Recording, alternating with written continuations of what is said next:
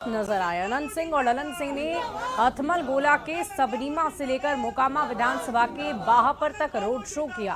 काफी समय के बाद दोनों को साथ साथ देखा गया।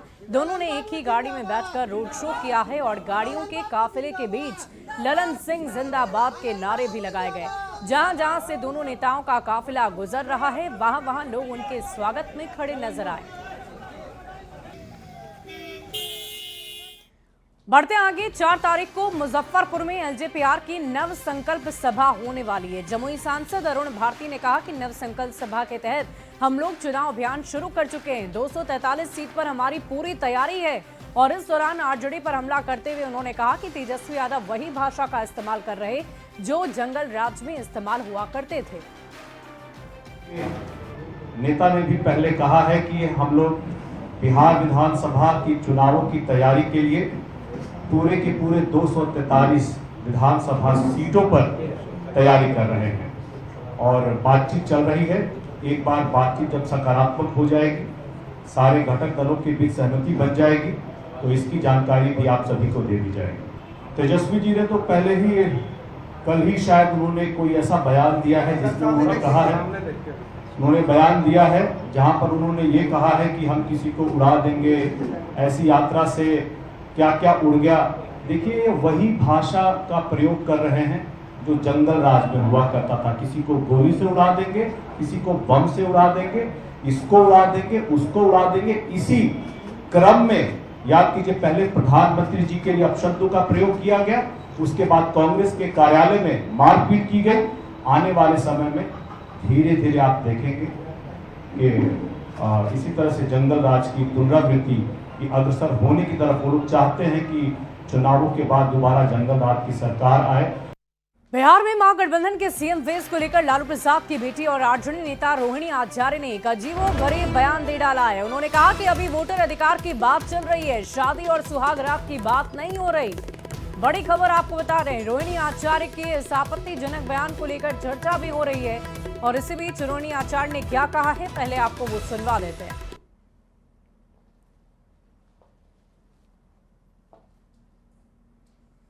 अभी क्या चल रहा है? अभी वोटर लोग का अधिकार की लड़ाई चल रही है।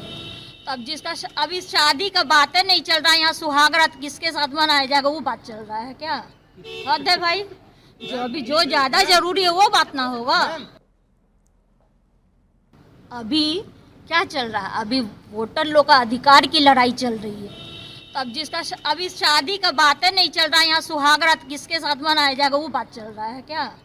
हद है भाई, जो ज्यादा जरूरी है वो बात ना होगा। आरजेडी नेता रोहिणी आचार्य इस बयान पर एनडीए के नेताओं ने निशाना साधा। आरजेडी और कांग्रेस ने इस पर अपनी सफाई भी दी है। किसकी शादी और कैसी सुहागरात? अभी तो महागठबंधन की बिन दूल्हे की बारात निकल रही है, दूल्हा बनने की होड़ मची है। लालू प्रसाद जी की सुपुत्री रोहिणी आचार्य का बदहवासी में दिया गया बयान पूरी तरह बेतुका है। महागठबंधन में तो सीएम फेस कोई है ही नहीं। भले ही रोहिणी जी बहाना बनाकर वोटर अधिकार का मुद्दा उछाल इस पर पर्दा डालने की कोशिश करें, लेकिन जब पर्दा उठेगा तो सीन दिलचस्प और देखने लायक होगा। लालू प्रसाद यादव जी का पूरा पारिवारिक कुनबा इस बात से बहुत तनाव में है, विचलित है कि ऐसा क्या हुआ कि 2020 के विधानसभा के चुनाव में तेजस्वी यादव जी को महागठबंधन ने अपना चेहरा मान लिया था, लेकिन इस बार सब लोग कन्नी काट रहे हैं। अब इसी फ्रस्ट्रेशन में लालू प्रसाद यादव जी की सुपुत्री, जिनको लालू जी ने चुनाव भी लड़ाया था, रोहिणी जी, इस तरह के आपत्तिजनक शब्द बोल रही हैं। आपत्तिजनक जिनके मतलब हो सकते हैं, ये उनके फ्रस्ट्रेशन को दर्शाता है। 8 लाख से अधिक जो वोटर्स के नाम काट दिए गए हैं, उस मुद्दे पर बिहार की जनता जो आंदोलित है, बिहार की जनता जो सड़कों पर है, और जिस तरह से समर्थन और विश्वास मिल रहा है, उसके कारण भाजपा बेचैनी में है। इसी संदर्भों में जब रोहिणी आचार्य जी से किसी ने कोई सवाल किया, तो उन्होंने उस संदर्भों के संबंध में स्पष्ट रूप से कहा कि अभी वोटर अधिकार यात्रा चल रहा है। बिहार की जनता वोटर्स के अधिकार के लिए और लोकतंत्र और लोकतांत्रिक प्रक्रिया की मजबूती के लिए संघर्ष और आंदोलन में है। देखिए, भारतीय जनता पार्टी को ना हर मौके पे द्वेष फैलाना, समाज में लड़ाई लगाना, लोगों को भड़काना, आग लगाना, तेल छिड़कना, समाज को बांटना, उनका मुख्य काम यही है। अरे भाई, जो जहाँ जिस चीज़ की उपयोगिता हो वो सवाल करे ना, उसका जवाब देखे ना। काहे दूसरे के फटे में हाथ अड़ाते रहते हैं झूठ मूठ का। और देखिए, वोटर अधिकार यात्रा में आरा पहुंचे राहुल गांधी। बीजेपी कार्यकर्ताओं ने काले झंडे दिखाए। रमना मैदान के पास राहुल को काले झंडे दिखाया गया। वोटर अधिकार यात्रा में पीएम मोदी के नारे लगे। बड़ी खबर आपको बता रहे हैं, वोटर अधिकार यात्रा में जब राहुल गांधी आज आरा पहुंचे तो उस दौरान बीजेपी कार्यकर्ताओं ने काले झंडे दिखाकर उनका विरोध जताया। रमना मैदान के पास बीजेपी कार्यकर्ता पहुंचे हुए थे और राहुल गांधी को काला झंडा दिखाया। वोटर अधिकार यात्रा में लगे पीएम मोदी के नारे।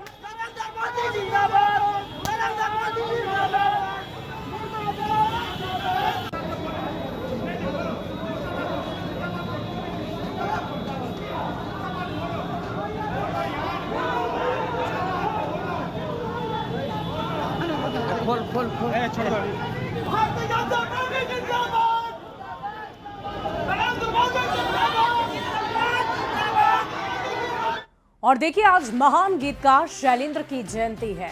लोग शैलेंद्र को याद कर रहे हैं, लेकिन सबसे बड़ा सवाल तो यही है कि गीतकार शैलेंद्र को सम्मान आखिर कब मिलेगा।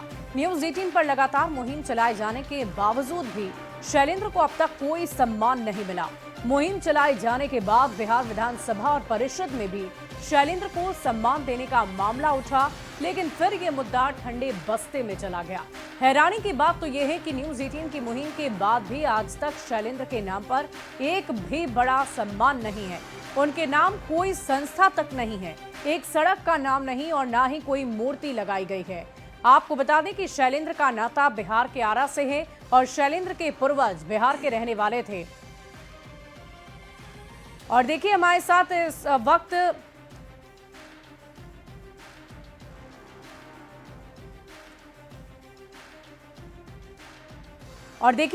इस वक्त कला संस्कृति मंत्री बिहार हमारे साथ फोन लाइन पर जुड़ रहे हैं। सीधे उनका रुख करती हूँ। सर, हमें ये बताइए कि न्यूज़ 18 पिछले 2-3 वर्षों से लगातार महान गीतकार शैलेंद्र को लेकर मुहिम चला रहा है ताकि वो सम्मान उन्हें मिल सके जिसके वो हकदार हैं, लेकिन कब तक उन्हें ये सम्मान मिलेगा, हम आपसे यही जानना चाहते हैं। शैलेंद्र जी महान गीतकार थे और देश से ही लोगों की नजर है और उनके सम्मान में निश्चित रूप से आने वाले दिनों में बड़ा कुछ करने की स्थिति में है, बड़ा कुछ करेगा। जी सुरेंद्र जी, हम आपसे ये जानना चाहेंगे कि आखिर वो कौन सा दिन होगा जिस दिन उन्हें सम्मानित किया जाएगा, क्योंकि उनके आसपास जो उनका घर आरा में है वहाँ के लोगों से भी हमने बातचीत की। उनका परिवार काफ़ी दयनीय स्थिति में है और इतने महान गीतकार जिनका ताल्लुक बिहार राज्य से हो, उनकी ऐसी स्थिति आखिर कब तक होगी उस परिवार की? बहुत बहुत जल्द ही बिहार सरकार पर अपना काम करेगी। सुरेंद्र जी, हम आपसे ये जानना चाहेंगे कि किस तरह का सम्मान उन्हें दिया जाएगा, क्योंकि इतने महान गीतकार जिन्होंने अपने हजारों गीतों को से आज तक और युगों युगों तक उनके गीतों को याद रखा जाएगा और वो बिहार की मिट्टी से हैं, बिहार की धरती से हैं। जाते जाते भी उन्होंने अपनी बात जरूर रखी बिहार वासियों के लिए और साथ ही साथ भोजपुरी को एक नई दिशा, नया सम्मान उनकी तरफ से दिया गया बॉलीवुड जगत में। तो ऐसे महान गीतकार को सम्मान मिलने में इतनी देरी आखिर क्यों हो रही है? इसके बिहार सरकार की नजर है और निश्चित रूप से हम लोग उस पर बड़ा कार्रवाई करेंगे। और सुरेंद्र जी, लेकिन सदन में भी चर्चा हुई थी, विधानसभा और परिषद दोनों में ही चर्चा हुई। बिहार के मुख्यमंत्री नीतीश कुमार ने भी इसको लेकर ट्वीट किया सोशल मीडिया पर, लेकिन फिर भी अब तक कुछ नहीं एक्शन हुआ है। कब होगा सर, बस यही जानना चाह रहे थे, क्योंकि न्यूज़ 18 लगातार मुहिम चला रहा है।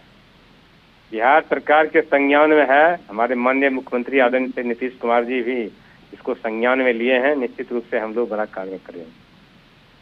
जी, हम उम्मीद करते हैं कि आज जब हमने आपसे बातचीत की है और इस मुहिम को एक बार फिर से हमने दिखाया है, दर्शकों को भी और बिहार सरकार की भी नजर इस पर हो। और आप कला संस्कृति विभाग के मंत्री हैं, आपने भी हमारी बातें सुनी हैं, हमारे इस शो को देखा है, तो हम चाहेंगे कि उन्हें जल्द से जल्द वो सम्मान मिले जिसके हकदार शैलेंद्र हैं। लेकिन बार बार चर्चा इसी बात की हो रही है कि आखिर देरी क्यों हो रही है। साथ ही हम आपसे सर ये जानना चाहेंगे कि क्या वजह रही कि इतनी देरी हो गई, क्योंकि इसके पीछे की बहुत सारी वजह भी बताई जा रही है। कहा जा रहा है कि वो पिछड़ी जाति से हैं, इसका भी एक असर है कि उन्हें अब तक सम्मान नहीं मिल पाया। जी नहीं, ऐसी कोई बात नहीं है। बिहार सरकार के माननीय मुख्यमंत्री आदरणीय श्री नीतीश कुमार जी ये जाति के लिए, धर्म के लिए नहीं, सबों के लिए उन्होंने काम किया है और इस सवाल पर भी करने का काम करेंगे।